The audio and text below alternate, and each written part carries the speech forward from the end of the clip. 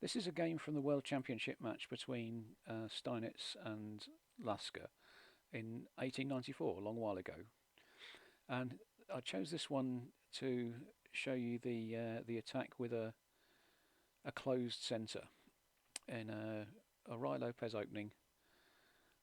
White has played very modestly and is several moves away from completing development, while Black is very close to collecting rooks and does so this move. So White, you might have thought, doesn't have a lot of justification for attacking, but and this is Steinitz who's playing the black pieces, so the white pieces, but they have a plan of just moving everything across and using the weakened black king's position.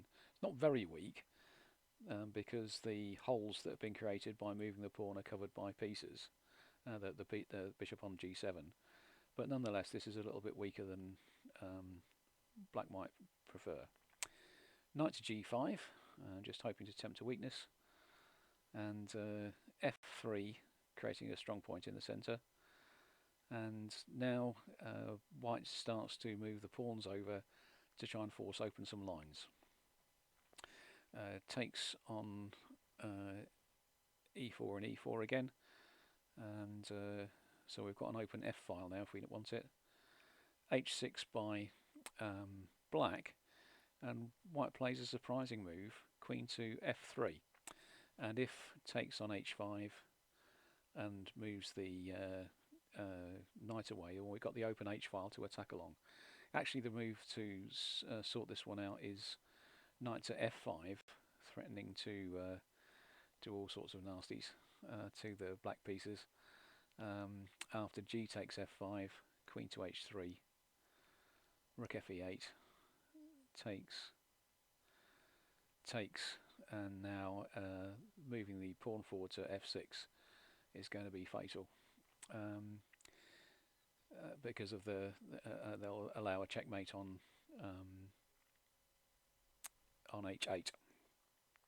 So queen f3, and that shows you how strong white's attack is already, without having moved an awful lot of pieces over to the king side, but using the closed centre means that you can move pieces across without black being able to get across to defend so easily. So bishop to e8 to try and cover some squares, bishop to c2, and now white just rearranges their pieces as best they can. g5 here, and now h5, and I think white has arranged things as can't do anything more by way of preparation, and now plays knight to f5. It's perhaps a surprising move, but if takes here, which may not have been the best move, takes, and now we've created a pawn roller, and the h5 pawn is going to disappear at some point.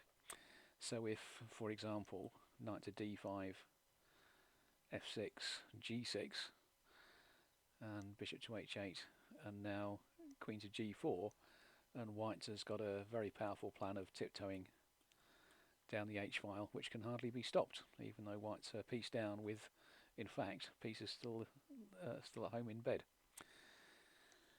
So that's if black plays knight to d5. They didn't do that.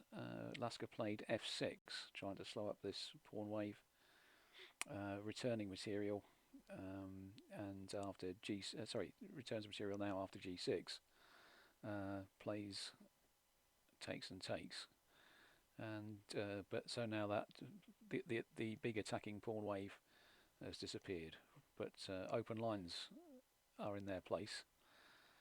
e4, hitting back a bit, and king to h7, and now white comes up with a fine sacrifice of the exchange, chasing the king around and picking up a knight on c5. So now we've got a position where, after some attacking play, white has two pieces for a rook, which ought to be a winning advantage. Black offers to exchange queens. White's happy about that.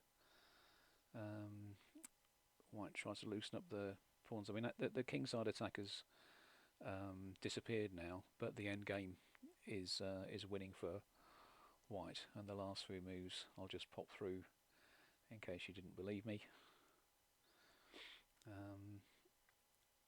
And actually there's a resurgence of the threat of the h-pawn going through. So that's Steinitz against Lasker, the very slow kingside attack with a closed centre.